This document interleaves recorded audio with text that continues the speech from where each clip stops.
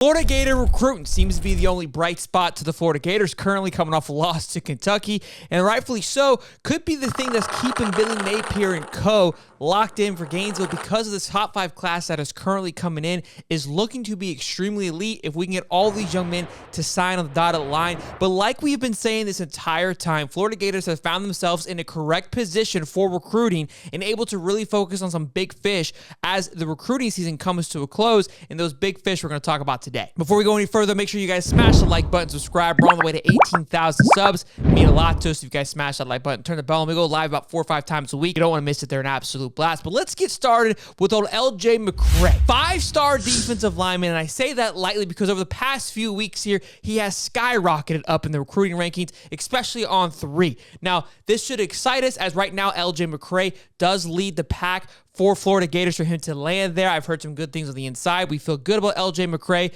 but he is taking his last official visit here to FSU. And again, he said he will be committing sometime in October. When that is going to be is left unknown. But his last visit, the last person he's going to talk to officially is going to be FSU. And we know how On3 likes to operate. Anytime they get a little bump in recruiting rankings, Florida fans start to worry a little bit because that means usually they're going the opposite direction. They're going away from Florida. We usually don't get the nod that, hey, if we're getting an extra star, they're coming to Florida. So that, just a little paranoia on my part, a little nervous on that. But right now, so far, Florida feels good, again, with LJ McCrae. But Georgia and FSU are making a heavy push for Mr. LJ McCrae. Again, 5-star defensive lineman, 6'6" from Mainland, Florida, out of Daytona. We're going to get into about why that's important here in just a minute, because as his teammate, Z Mincy, could possibly find a place to land here shortly as well. Florida also being on that radar. But LJ McCrae would be a huge addition to this defensive line. And obviously, we've seen for the past few weeks for Florida Gators, the trenches is an area of concern, an area of need, especially coming into the coming years. Now, as I mentioned, Z Mincy, top safety prospect, has also skyrocketed up in the rankings in the top 5 top safeties. We already have the number 1, number 2 safety, depending on where you look, in Xavier Filsaime, which is a solidified recruit right now for the Florida Gators. Right now seems to be all locked in, all good to go. Was one of the guys who committed early on during the orange and blue game back in April, I believe. So just adding another talent in Z Mincy is huge. And these guys have seemed to be, and those guys by referring to LJ McCrae and Z Mincy, have been seen to be a package deal this entire time. We know how I feel about package deals. When they feel like a lock, that means when they're not a lock. But these guys have really seemed to be on the same kind of tone. They do want to play together, but we'll see how that plays out. Z Mincy has been in the cahoots a little bit more with Miami, so that does concern me a little bit. Again, Florida leads the way for Z Mincy currently. I believe Z Mincy came out a few weeks ago and said he has no plans on committing until January, although he will be silently committed somewhere. Where that is, nobody knows. I'll be shocked if that secret keeps it locked in until January, if he does silently commit. But maybe he's already silently committed and we don't know, which tells us that that secret is being doing a great job of being well kept. As I said, right now, though, Florida does have a great relationship with Mincy and McCrae, which, again, these two do play together. Could we see a package deal, both of those guys come together to Florida?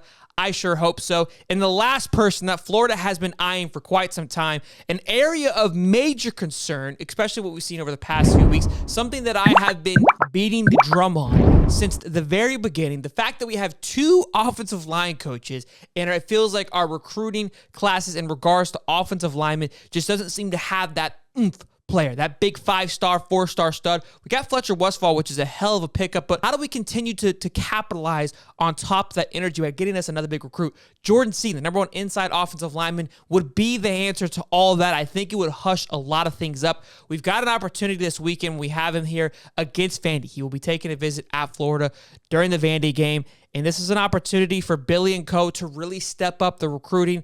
Again, it feels like we've kind of slipped away from Seaton. He was supposed to visit during the Tennessee game, but instead went to Colorado. That has to concern you a little bit. Anytime Deion gets into one of these recruits' ears, you've got to be a little worrisome that what's going on, what's happening, especially what he's been able to do in such a short amount of time. I expect that Colorado class to really crank up their recruiting and really see how this class finishes. And I'm telling you, some top 5 schools are going to have a hard time fending off what the Buffs are going to be able to do. And Jordan Seaton might be one of those. So this is going to be huge for Billy Napier and that offensive line. Again, you've got 2 offensive line coaches. They're now starting to receive criticism on the development, on how production has been on the field this year. And we already lacked at recruiting as well. We didn't do too well in the portal for offensive linemen. So we're seeing not a really good trend here. right? Especially when you have 2 offensive line coaches, which is supposed to be an advantage, doesn't feel to be having the advantage that it should. These 3 young men are all kind of our last little push for the Florida Gator recruiting. 2 of the 3 would solidify us having a top 5 class. I think we land all 3. If we were able to land all 3, you could almost lock in a top 3 class. Still a long way to go. Again, McCrae, we should hopefully see some news in the next few weeks or so be sure to keep that bell turned on. In case that does pop, we'll be popping, getting rowdy with that, hopefully, and for good reason. And then we won't know much for Mincy. And Seton has not came out with a date just yet on where his allies lie. But we'll all be kind of watching this all play out. Again, they're getting their visits in. They're watching how the production is. So it's all going to work out when it does. Be sure to tune in tomorrow at 9:30 a.m. for a Hightop Game Day show. It's going to be an absolute blast. We got Jay Crane, Ty Hayes, and Jason from College Football Hall of Fame will be with us tomorrow to talk the Red River rivalry. Should be a good one. Be sure to smash the like button, subscribe, and I'll see you guys in the next one. Peace.